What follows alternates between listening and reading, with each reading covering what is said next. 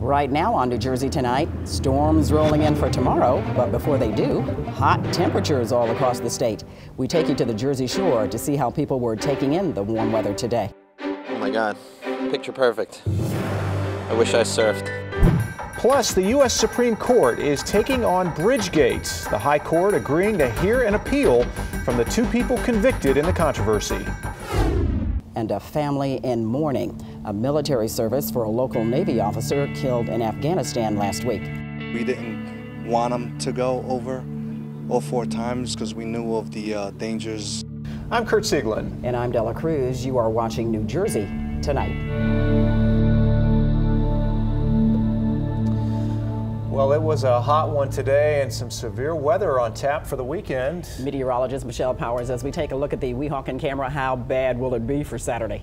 Ooh, it's going to be a hot and humid day. A typical midsummer day is what it will feel like, but the showers and thunderstorms, that's a whole other story. We had a little bit come through tonight, mainly southern sections of the state. Up north, we just had some leftover clouds. It's still really warm now as we start the overnight. The winds are coming up out of the south, and that will keep us warm and muggy too. Take a look at these temperatures. They've basically settled back into the 70s outside the city, and that's pretty much where they will stay for the night. The radar looking much better as those showers and storms really weakened, and now they have moved offshore. So we will continue to see a few of these leftover clouds for a while. Eventually the sky should clear up. Everything that's outside of New Jersey should begin to fizzle, but the storms coming our way tomorrow afternoon, they could pack a punch. The Storm Prediction Center has put New Jersey and the entire tri-state area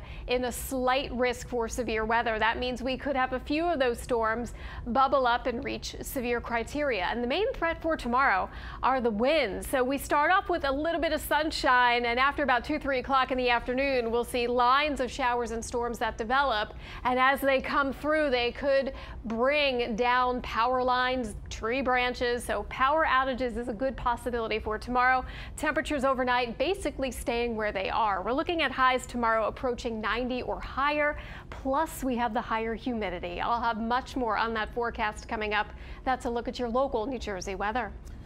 As Michelle just mentioned, it's been a steamy few days, which has many people escaping to the beach to cool off. News 12 New Jersey's Erica Such in Belmar tonight. It was a beautiful day here at the beach in Belmar. We just had some heavy rain come through not too long ago, but all in all, it was the perfect way to kick off the last weekend in June. Whether you were sunbathing, biking, or taking a stroll down the boardwalk, there's no denying. Pretty hot. Pretty hot. Sun's strong. Very hot. But compared to last week's rain, We basically didn't see the sun, so this is feeling like summer now. 85, 48% humidity. I'll handle it. while the beach was busy with those working on their summer tan, the boardwalk drew a crowd as well. No beach, just taking a walk. We like to see everyone down here and enjoying the weather, and it's great. So how do you keep cool when the sun won't stop beating down on you? Ice cold showers. Spritz bottle, umbrella. Don't get crazy with the sun. Wear the sunscreen and take intermittent shade and get in the water every once in a while. It was actually really warm. Yeah, pretty warm. With the 4th of July sandwiched between 2 weekends, locals know this is just the start of the busy season and the heat. We still have hotter days to come, much hotter to come. I thank God every day that I get to see this. We had a lot of people come up to us and tell us just how warm the water was today that they were not expecting. So if you get a chance this weekend, make sure to dip your toes out in the ocean. In Belmar, Erica Such, News 12, New Jersey. Elsewhere, the Bridgegate case isn't over just yet. The U.S. Supreme Court will hear an appeal. Bridget Ann Kelly was set to report to prison in 12 days, but that's now on hold until the justices hear her appeal. Kelly sentenced to 13 months behind bars for helping to orchestrate a traffic jam on the GWB 6 years ago. It was in retaliation for the Fort Lee mayor not supporting former Governor Chris Christie's reelection. Kelly saying in a statement, "I am grateful and encouraged that the Supreme Court has decided to hear my case and hopeful this process will provide another opportunity for the truth to come out for my sake and more importantly for the sake of my children." A military service held this afternoon for Kevin Yali. A former petty officer in the Navy, Yali lost his life while working as a security contractor in Afghanistan. News 12 New Jersey's Chris Keating has more on the ceremony in Mount Olive. Kevin Yali was 27 years old. Family members say he always wanted to serve in the military. And while they didn't like the idea of him heading off to work in Afghanistan because of the danger there, they knew there was no stopping him.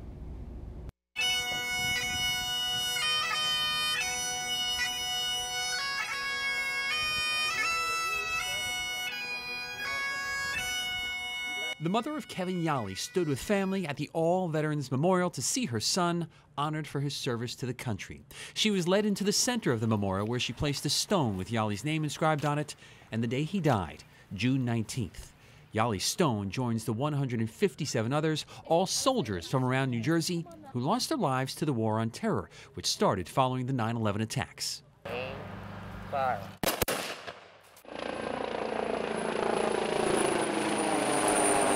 The 27-year-old Yali had served through 4 deployments with the Navy before moving into his new job, working security for private companies in Afghanistan.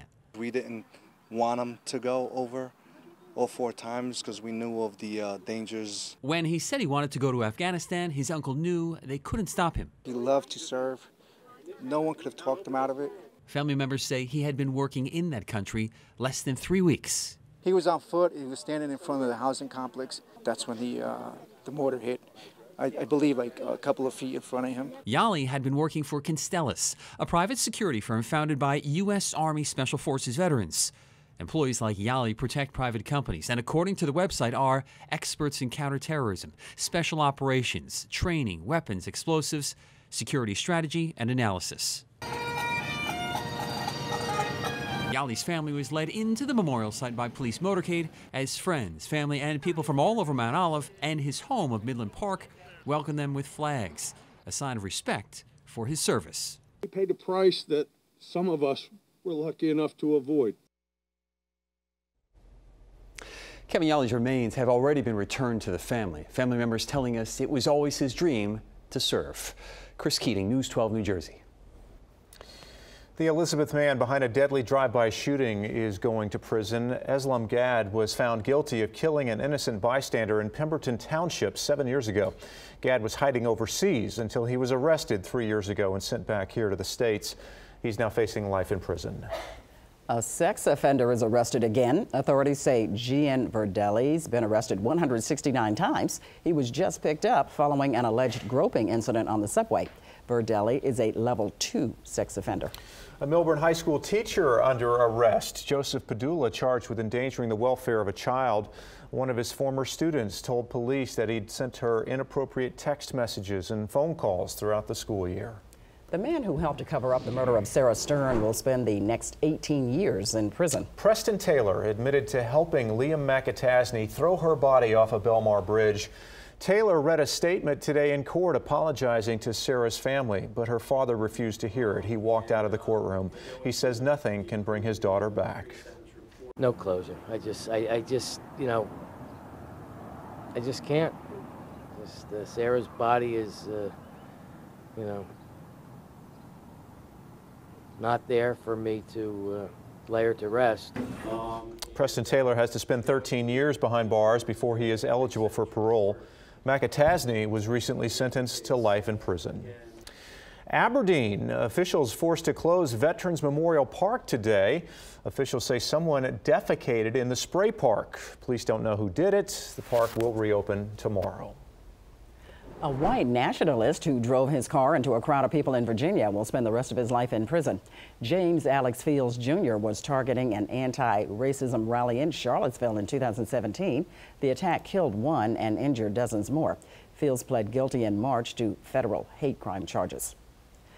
Police in the Dominican Republic say they now have the mastermind behind the shooting of baseball star David Ortiz in a case of mistaken identity.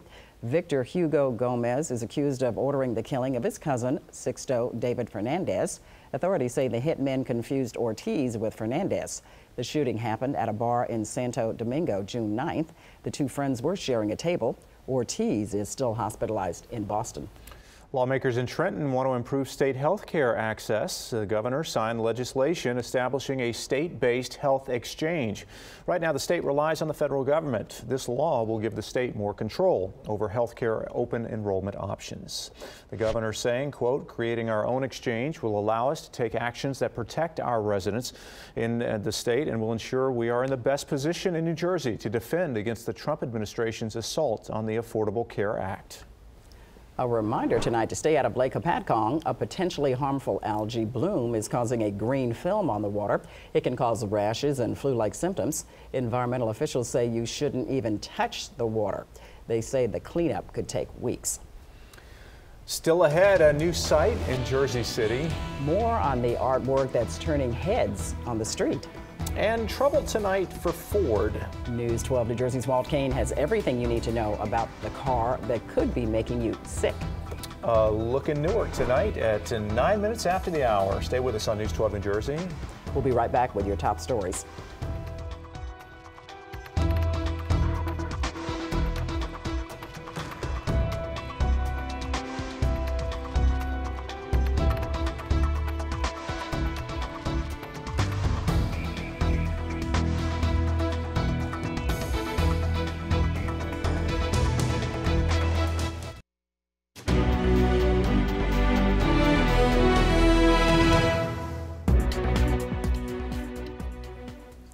Look up, you'll see something new in Jersey City, an 18-story mural on the side of an apartment building on Summit Avenue. The piece is part of the citywide mural program. It was painted by German artist Claudia Wald, better known as Mad C. It was quite a battle to get this wall done because the weather was really difficult in the last week. And now I'm really happy that it's done, and also now I can appreciate, you know, the people coming here and, you know, all the nice words they're saying, so it's really beautiful. 130 murals were put up around Jersey City since the program began 5 years ago. New meaning to the term fill her up in Millstone Township. The story there tonight, a young boy is home from chemotherapy treatment. He didn't know there was a surprise waiting for him, a new swimming pool, just in time for summer. Normally it costs about $300 to fill up a 35,000-gallon swimming pool, but Millstone Fire Department did it for free. They, along with the Hope Fire Company in Allentown, heard about the good fight that 8-year-old Devin Seiler is putting up as he battles cancer. Devin's mom says the pool is going to help with physical therapy that her son needs. Devin, we're rooting for you, buddy, and we're obviously not alone. Thanks to the firemen and doing Jersey proud.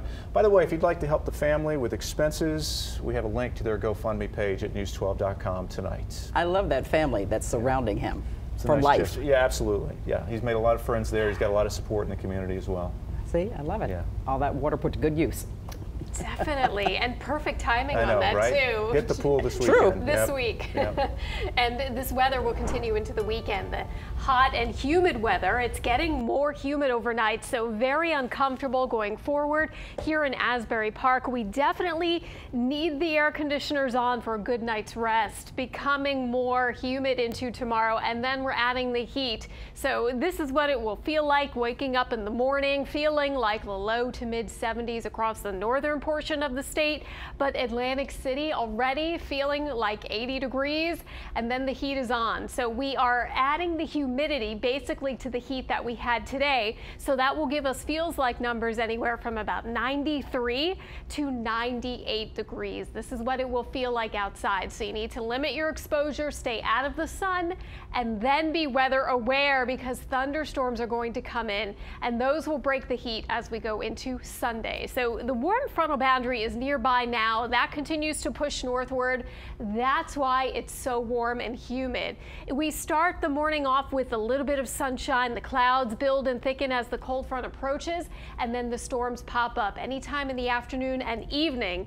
And these storms could be severe, meaning they most likely will bring some damaging wind gusts along for the ride, anywhere from 60+ miles an hour. So we all need to be weather aware. Those will clear out tomorrow night, and then somewhat cooler and drier air settles on in temporarily. We may still have a shower chance or a thunderstorm across parts of New England on Sunday, but I think here locally we clear out nicely. Overnight now we may also see some patchy fog as temperatures only drop into the upper 60s and lower 70s. And then come tomorrow we have high temperatures pushing 90. Plus when you tack on the humidity, that's where it'll feel like the middle and upper 90s. It's a humid evening tomorrow night. Some of those strong and severe thunderstorms still around. After sunset we see some clearing. Overnight the sky will clear. Temperatures gradually cooling back into the 60s to near 70 degrees. So Sunday a refreshing feel at 83 only, but that's it. Temperatures the rest of next week will begin to climb back into those upper 80s. And that's a look at your local New Jersey forecast. An EMT shortage is causing problems in North Halden. The Volunteer Ambulance Corps struggling with numbers. The squad's most dedicated volunteers are now pushing to revive it. The mayor says the time commitment is what holds people back from becoming a licensed EMT. It's 220 hours of instructions and then a monster test. And then you get to volunteer for free. And nowadays people need not just one but two jobs to survive. So it's really cutting back on the volunteers for the ambulance squad. The Patterson Fire Department has been answering emergency calls for North Halden due to the lack of volunteers. As of Monday, many New Jersey workers are getting a raise. Back in January, the governor and legislators boosted the minimum wage eventually to $15 an hour. The first phase kicks in Monday. Wages will rise to $10. Then on January the 1st, they jump to $11. After that, salaries go up $1 every January 1st until it hits $15 in 2024. Drivers paying more at the pump ahead of Independence Day. New Jersey's average gas price now $2.77. That's 10 cents lower than last year, but 7 cents more than the national average. Experts say the massive fire at the Philadelphia refinery is to blame. Could your car be making you sick? Well, hundreds of Ford Explorer owners have complained that carbon monoxide fumes are giving them headaches and making them dizzy or nauseous. Ford insists that problem is now fixed. News 12 New Jersey's Walt Kane with this week's Consumer Alert.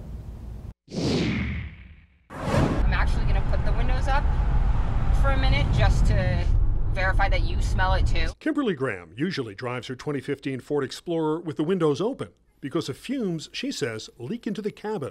I got really sick and it was really scary, and my son's only 3, so that's even scarier. If I was affected that badly, if he stays in the car as long as that, what's going to happen to him? The problem's a lot more than just a bad smell. She says a carbon monoxide detector shows levels dangerously high. Since 2017, Ford has offered free repairs for Explorer owners who complain, but despite repeated service calls, Kimberly says the fumes never went away. And they just redid the recall process over and over and over. Kimberly's not alone. Hundreds of Explorer owners have complained to the National Highway Traffic Safety Administration. One writes, I fell asleep from carbon monoxide poisoning and I hit 3 other cars, causing me to total my vehicle. Others say they become dizzy, get headaches, or say carbon monoxide detectors showed unsafe levels. They've been resealing the hatch of the back of the vehicle, but it seems to still penetrate into the cabin, and they can't seem to fix it. Attorney Jackie Herrett represents Kimberly Graham and several other Explorer owners. Her advice, document all repair attempts, and if the problem doesn't go away, talk to a lawyer. If the problem started under warranty, even if they might be out of warranty at this point, they still have rights. We reached out to Ford, and a spokesman sent us a written statement assuring us that Explorers are safe. Owner complaints to Ford and NHTSA have decreased dramatically since we announced our complimentary service for exhaust odor last fall, he says, as it effectively resolves the matter. Ford says if Explorer owners have any new concerns, they should contact their dealer for an inspection. And that's your Consumer Alert. I'm Walt Kane. On the way, making a difference in Essex County. A program giving young moms the help they need.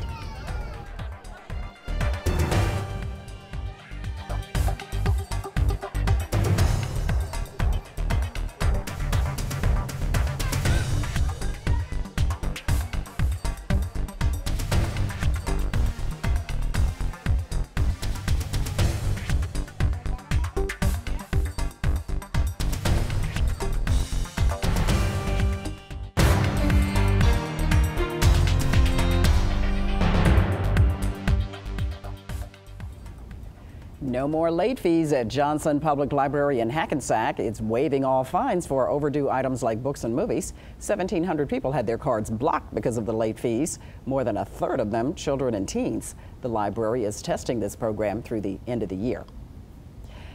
Congratulations to the president of Lord Triever Industries in Bloomingdale. Richard Sepulonis and his company are highlighted on the cover and in a cover article in Total Prestige magazine online. Saturday, it's coming out in hard copy. The company's patented device is called Lord Triever. It's used to recover lost and abandoned fishing tackle from trees and underwater obstacles.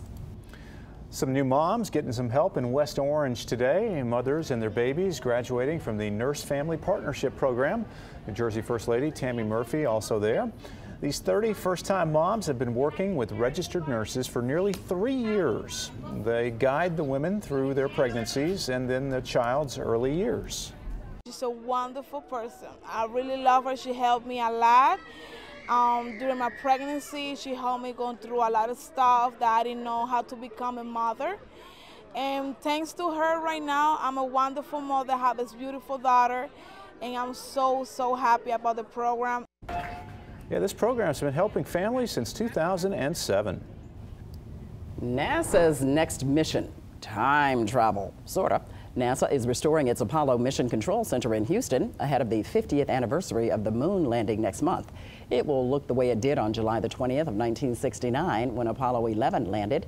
Crews restored the room's consoles, simulation room, and visitors' viewing room.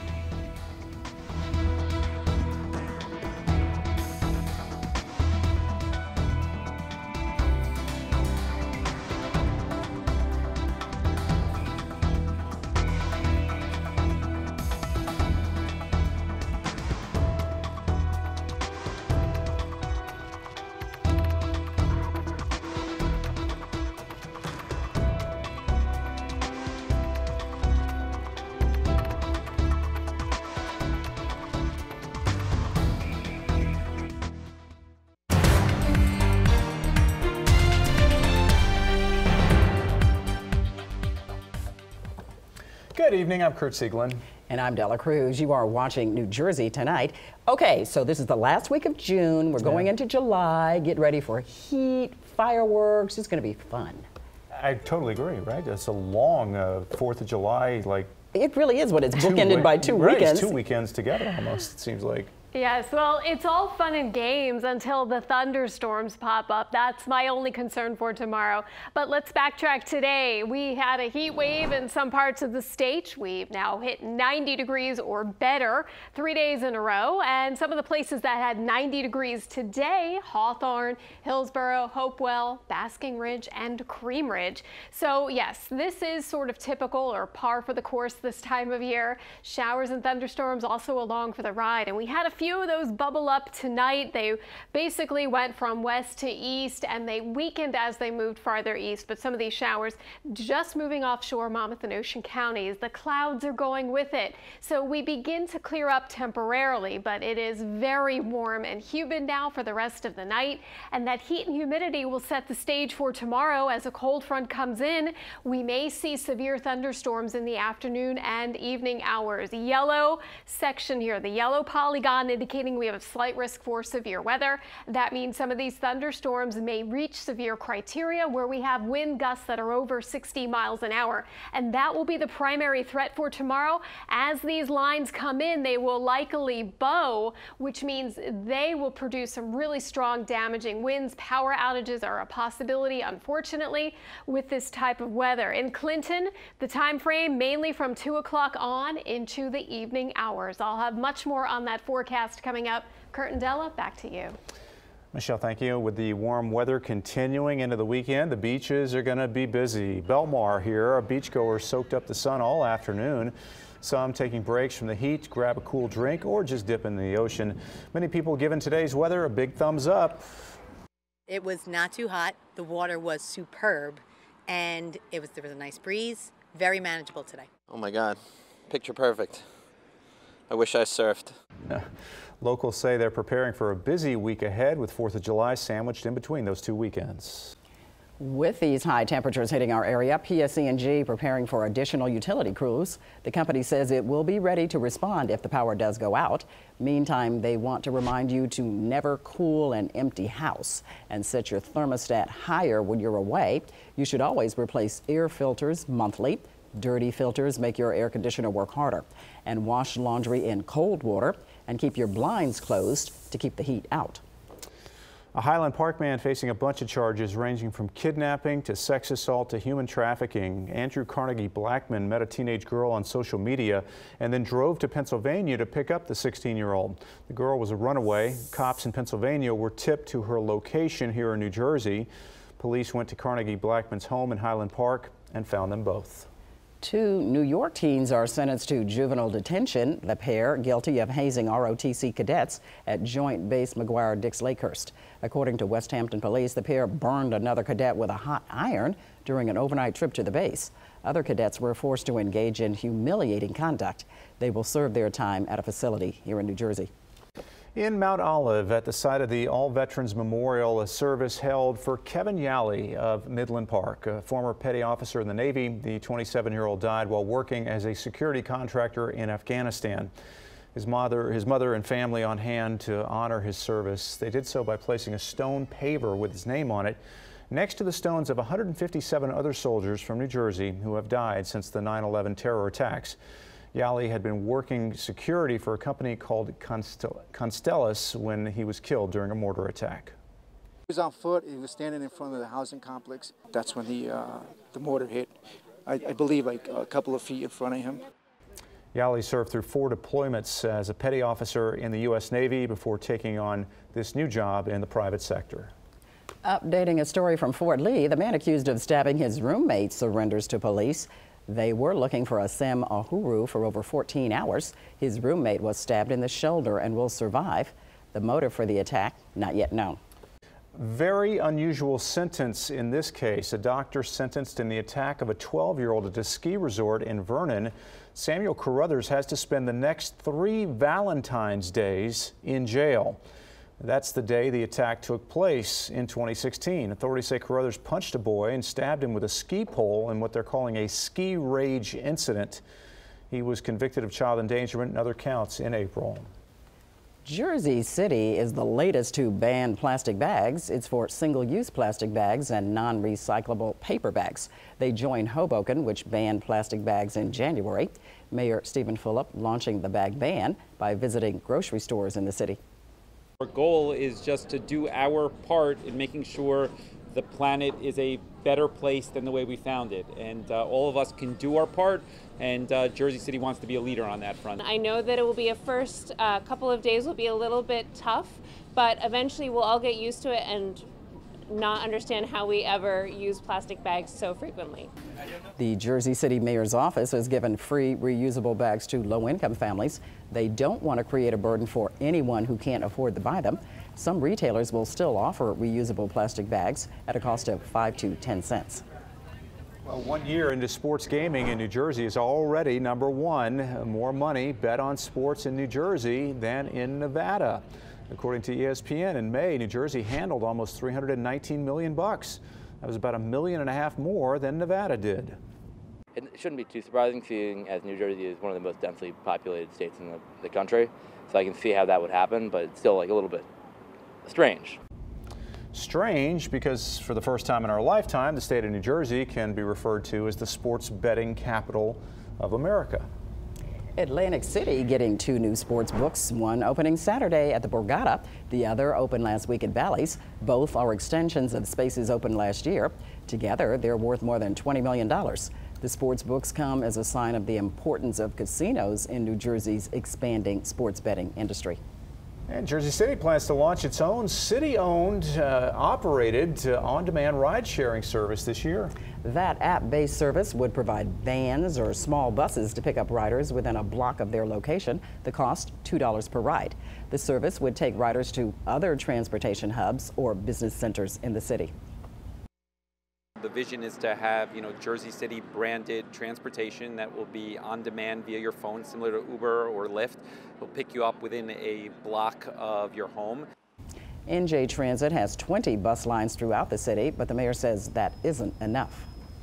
A year's worth of fundraising in Keansburg pays off. Students from Joseph Caruso School raised more than $6,000 for the Monmouth County SPCA and Sheriff's Department. The money will go to veterinary care, training, bulletproof canine vest, and food for the dogs. It started really with my love of animals and respect for police officers, and we invited both organizations to come in, and then everything just grew from a bake sale to a store to a restaurant to outreach programs at Boscov's and Texas Roadhouse. So little by little, it grew every year. Kids presented the money on the Asbury Park Boardwalk alongside the dogs.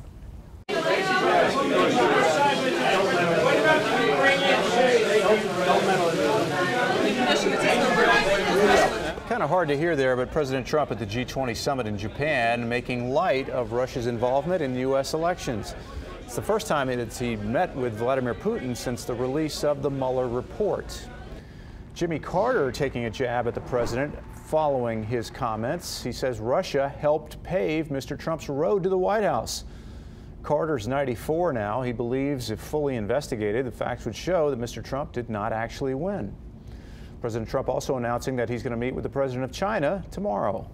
Seems to be a rumor about that, and we are indeed, and we look forward to it. I think it'll be productive, and who knows, but I think it'll be productive. At a minimum, it will be productive. We'll see what happens and what comes out of it.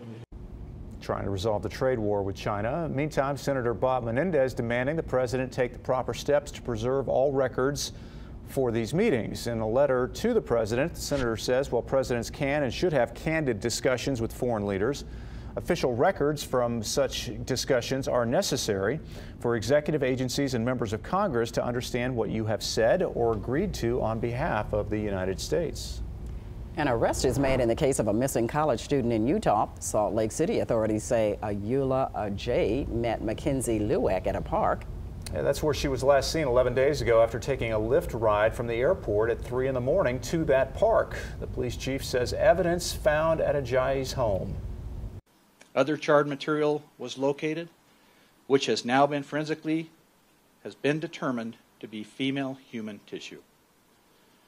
A DNA profile of that human tissue was obtained during forensic testing by the Utah State Lab.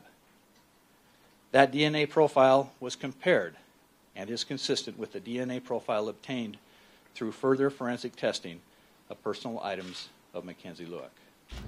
Ajayi is now charged with murder and kidnapping. A very generous donation from a council member in Hoboken. Yeah, how the money is going to make a difference in that town. And your first look at the 4th of July preps for the Macy's Spectacular.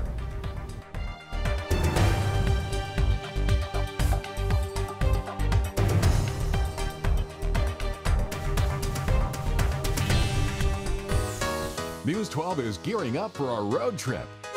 You told us about your favorite local vacation spots, and we've narrowed them down to the top 12. Now it's time to vote for your #1 summer destination. Cruise on over to news12.com now and pick your favorite. The 4 locations with the most votes will be featured each week on News 12 throughout the month of July. See you on the road. News 12's Road Trip is sponsored by Optimum by Altice. News 12 is a proud supporter of World Pride 2019.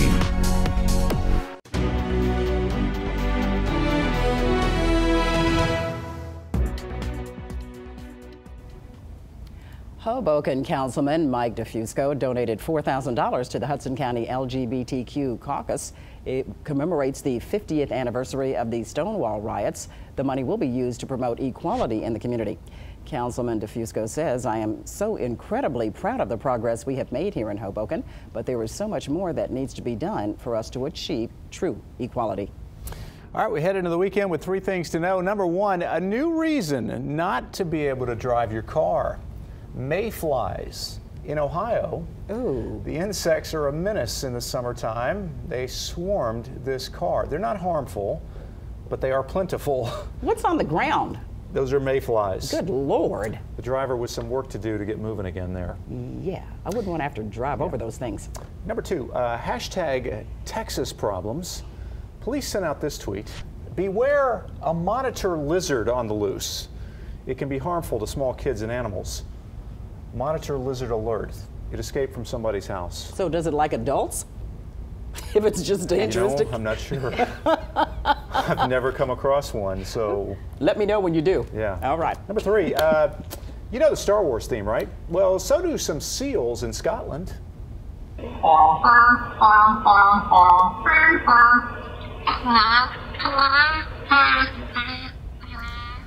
not bad. It's not the weirdest thing you ever seen. I love this. I do love too. this video.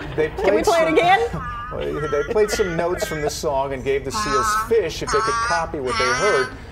Sounds kind of like Chewbacca's rendition here, but researchers at St. Andrews University feel there are lessons to be learned about speech disorders here, so that's why they're doing this research. The seals, by the way, can also do Twinkle, Twinkle, Little Star. I want to hear it.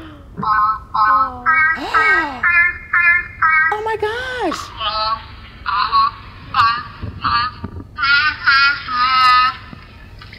It really can. And then it's drop the mic and into the pool.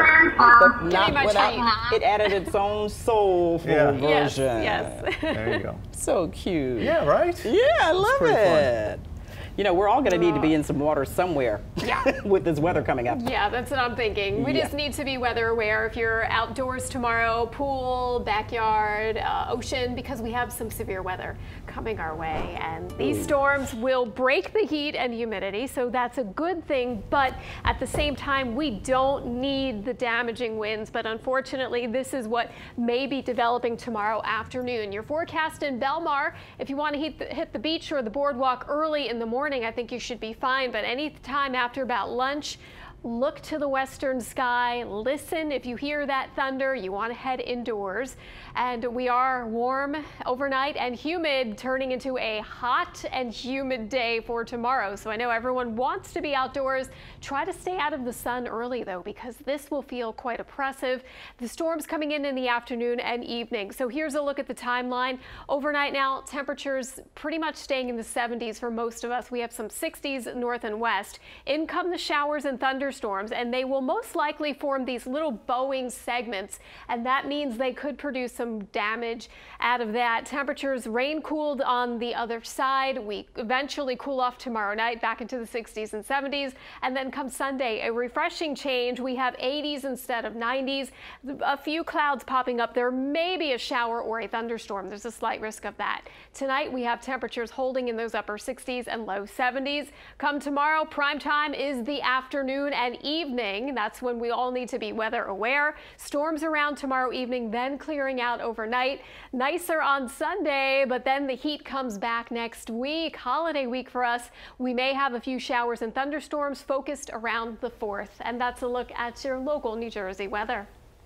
Independence Day is Thursday coming up, so is the 43rd annual Macy's 4th of July fireworks with it. Organizers saying this year's show will not disappoint, never does. News 12's Emily Lorish got a sneak peek at the fireworks being prepped for the big event and tells us what we can expect next Thursday.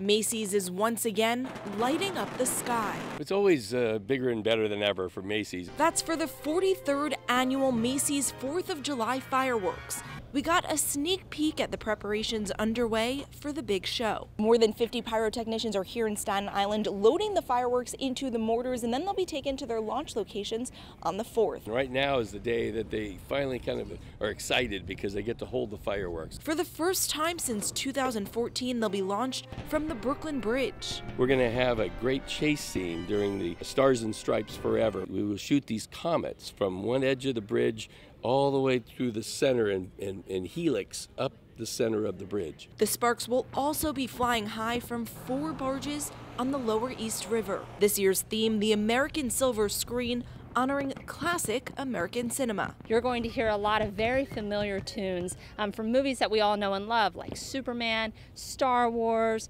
We also have a tribute to The Wizard of Oz. Somewhere Over the Rainbow is sung by Jennifer Hudson. It's a special rendition just for this fireworks. A beautiful way to celebrate the 4th and an experience for the whole family. People are going to go, ooh, but my favorite expression is speechless. In Staten Island, Emily Lorish, News 12. So cool. A free community program in Union County that helps inspire young people is celebrating 10 years. And 1, 2, 3, 4, and 5, 6. Run left. Good. That run. Candace Waller is the coordinator of Why We Dance in Fanwood. She says her late uncle, a community activist, motivated her to launch this program. My uncle Eddie Abdul Hackett, he did the fishing club, he had books. So he helped with, he'd bring kids to the bookstore, told them about their history. So he really was my biggest individual contributor, and he was a mentor. So he really helped me, guided me over the years to get me to that point. And also I was able to get grant funding because I'm a good writer, and I wrote to different businesses, and I got money from that way and products. So that's how I was able to stand. And my mother, of course, she helps with everything. You can see Spotlight New Jersey Saturday and Sunday at 11 a.m., 1:30, and 3:30 p.m. Well, an anniversary that hits close to home. News 12's Brian Donahue looking back on one historic battle here in the Garden State.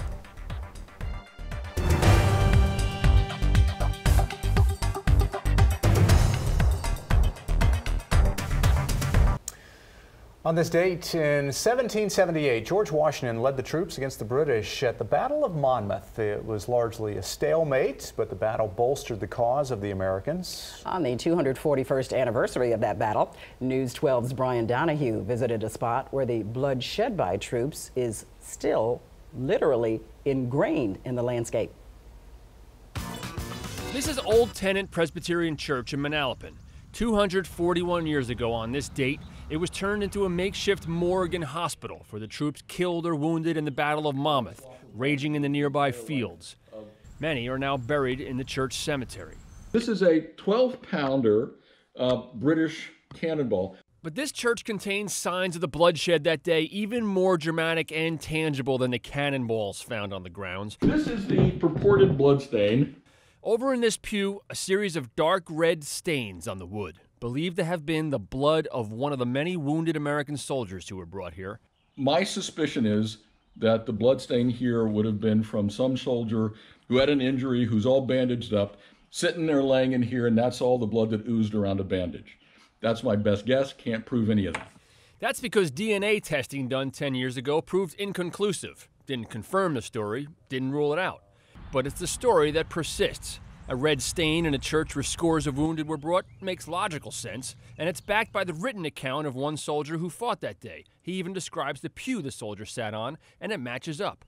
A few pews over, there's another bench with a story from that scorching, bloody day in 1778, a saw mark, believed to be left by a surgeon performing an amputation on a soldier lying in the pew. Right here, it's something we can say, this church was part of something really significant, and here's a piece of that. Fascinated by what it says about history and what it says about us, that we want to believe that it's blood on that pew.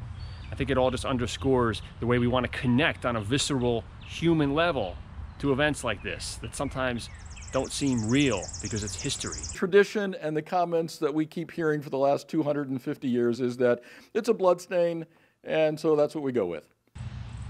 I'm Brian Donahue at a place that's positively New Jersey. That church dates back to 1751. It remains an active congregation. Both British and American soldiers are buried there in the cemetery. It's a fascinating story. It really is. Brian pulls out the best stories ever. Good little history here as we head into the weekend. You're watching New Jersey Tonight.